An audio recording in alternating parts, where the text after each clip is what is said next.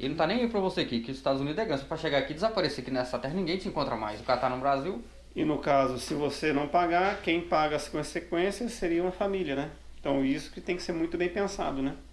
Fala galera, beleza com vocês? Tudo tranquilo? Até que enfim saiu o grande vídeo. Todo mundo aí, muita gente me pedindo, né? O pessoal tá bastante curioso. Então vamos lá então com o vídeo. Esse vídeo que a gente vai estar mostrando não é para incentivar as pessoas estarem vindo para cá, né? Mas é uma história assim verídica, uma história real, é bastante interessante. Então acompanhe o vídeo. Meu muito obrigado a cada inscrito aí. Gente, vamos lá então. É o seguinte, essa pessoa que está do meu lado, ele se dispôs, né, de estar se aparecendo, se mostrando a história dele, né? O porquê que ele veio para cá, quais que são os objetivos dele, né? O que fez ele realmente ter vindo para cá? Será que valeu a pena? Será que não valeu? Será que está valendo, né, para ele?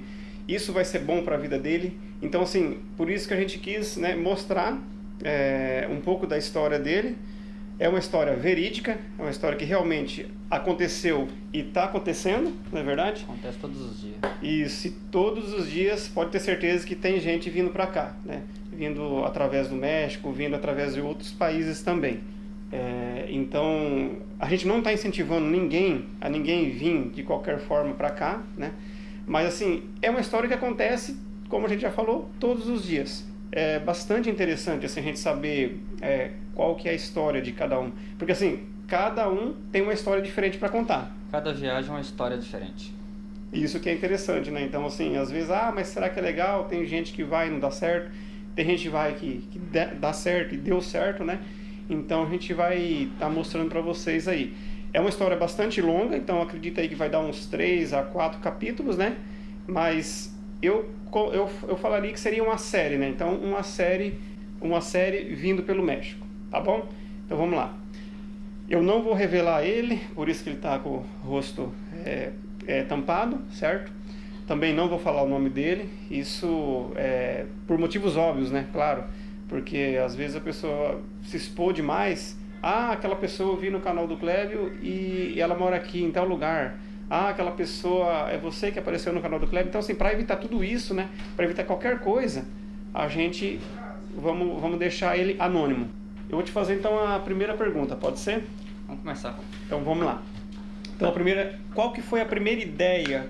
Como que tudo surgiu? Onde tudo começou? Como você teve a ideia? Não, a partir de amanhã eu vou começar a fazer as coisas para conseguir ir para os Estados Unidos. Qual que foi? Bom, quando eu despertei isso aí em mim, eu vou falar de onde é que eu era no Brasil, não vou falar exatamente a região, mas eu era de Minas. E eu não sei, acho que o Brasil tá muito difícil viver lá. Tudo que a gente faz, você ganha até bem, mas o que a gente ganha, acaba que o governo dá com a mão e toma com a outra. E eu nunca gostei disso, eu quis sair fora do sistema, né? Tipo, eu queria algo mais pra minha família. Então eu falei assim, eu tenho que fazer alguma coisa. E é onde eu despertei e vim para os Estados Unidos, porque eu já tinha alguns primos que moravam aqui, parentes, primo, tio, amigos. E tentei da forma correta, que é o visto, né? O que eu indico para todo mundo, tentar o visto. E eu tentei o visto, fui negado. Então, como eu tinha um sonho, né, não de vir para a América, mas o meu sonho era de dar uma vida melhor para minha família. E eu acreditava que aqui seria o lugar certo. Então eu não desisti, eu falei assim, eu vou para a América e cacei as outras formas. Eu acho que eu ia tentar pelo Caicai, eu ia tentar pelo México. Eu tentei com visto, não deu certo. Tentei pelo México e graças a Deus deu certo. No caso, você se arrependeu de ter vindo? Cara, tá aí uma resposta que é bem complexa. É o seguinte, se você for pensar na família, de tudo que você deixou para trás, no meu caso foi a minha filha, né? Eu tenho uma filha de 10 anos que mora no Brasil. Se for pensar nas saudades, né? É um tempo que a gente não recupera. Eu tenho certeza absoluta que nunca na minha vida, aquela criancinha que eu deixei lá no Brasil ela tinha 6 aninhos na época, que eu pegava no colo, que eu penteava o cabelo, que eu dava banho nela, que eu levava para a escola. Nessa parte aí a gente dá um certo arrependimento, né? Porque não vou recuperar nunca. Mas vendo a longo prazo, eu vou conseguir dar um futuro melhor para ela, uma escola melhor, uma educação melhor. Então eu não sei se eu me arrependo ou não. Eu acho que só daqui a alguns anos, né, que eu vou saber essa resposta aí.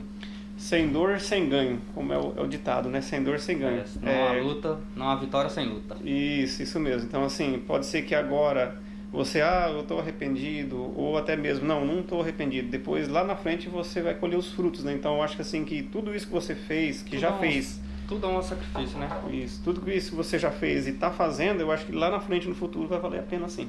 Deus quiser. Isso, né?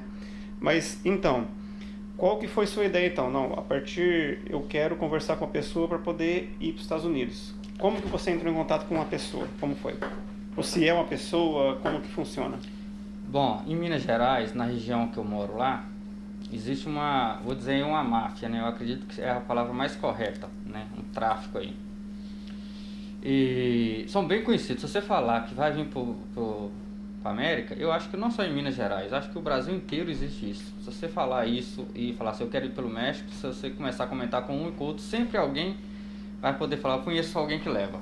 E assim foi comigo. Eu decidi vir.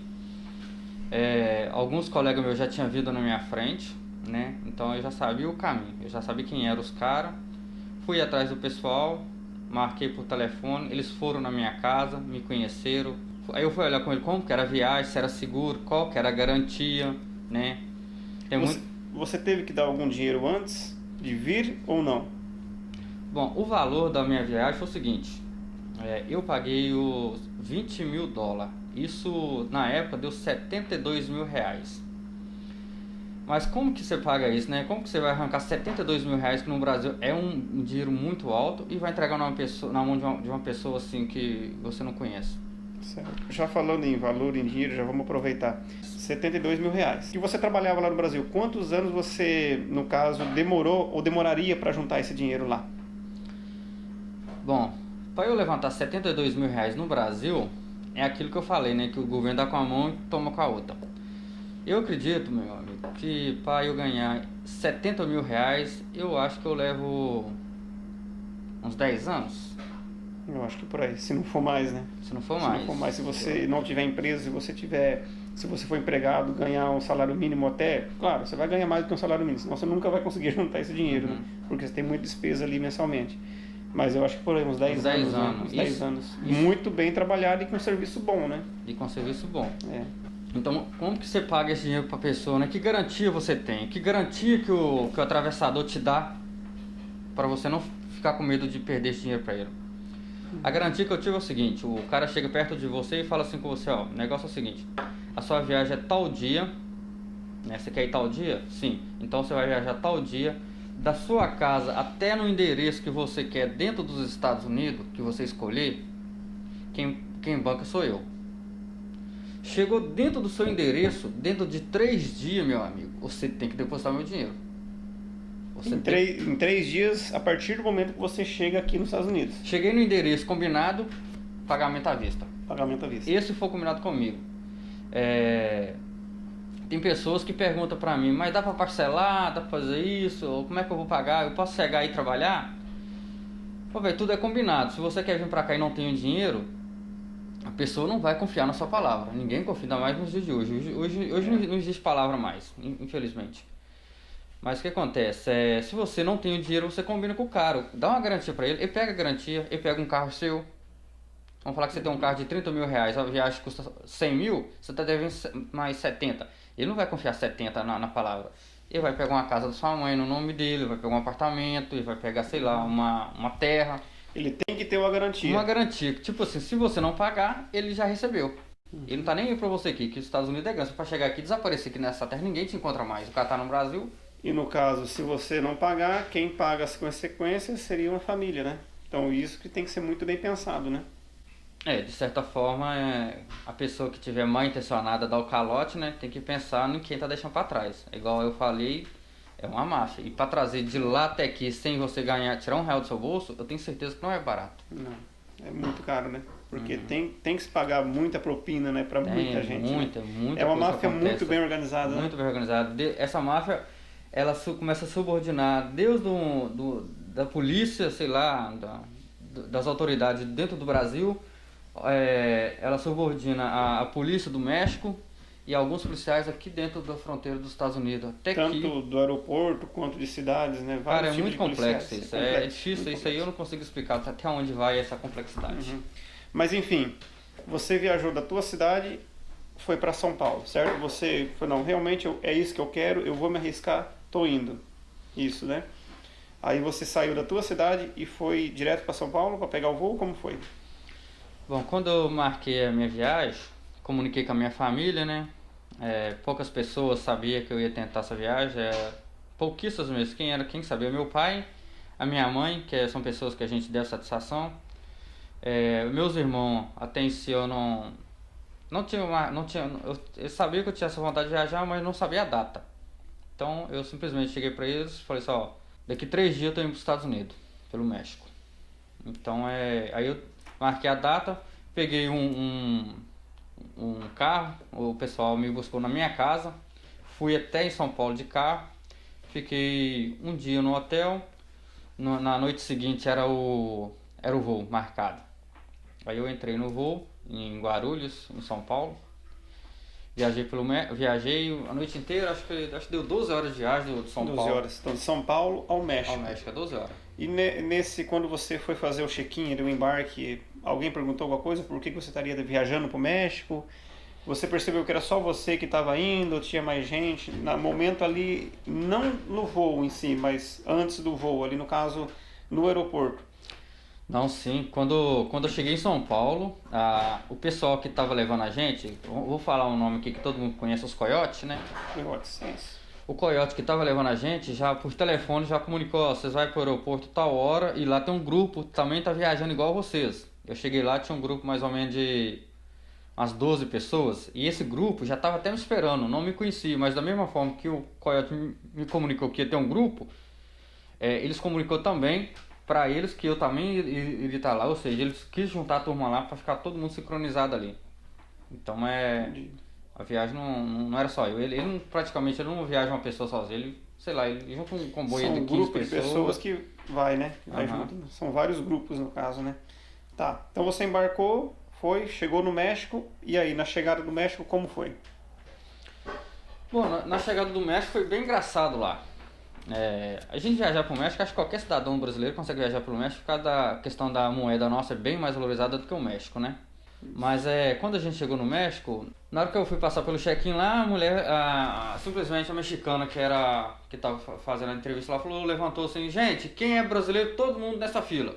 Porque, né, porque a gente estava vindo do Brasil, todo mundo era brasileiro, tinha muito mexicano viajando, outras pessoas de outros países viajando naquele voo.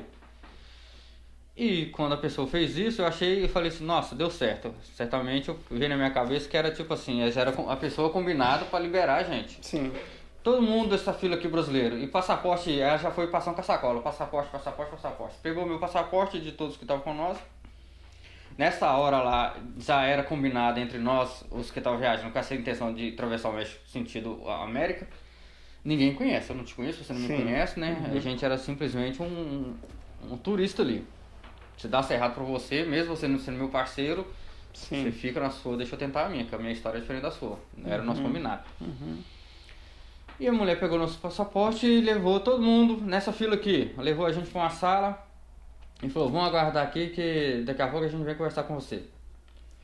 E o que acontece? Nessa aguardar, velho, a gente chegou, acho que se eu não me engano, foi umas 5 horas da manhã nós chegamos no México. Umas 5 para 6 horas da manhã nós chegamos, pausamos no México. E como foi 5 horas da tarde, nós estávamos dentro da mesma sala e todo mundo já estava com fome e eles deram água para nós, uma água daquelas garrafinhas, essas águas mineral, temperatura ambiente, quente, né? A gente tava com fome, com sede. Só água, não deram nada de alimento? Não, eles deram um alimento lá sim. Eu não vou falar que não deram não, porque eles deram um alimento, só que eu não sei se é por causa da cultura, né? O alimento que eles deram pra gente lá eu não consegui comer. Eu lembro até hoje, chamava tortilha. Tortilha. Era tortilha, era um negócio muito ruim. Eu não.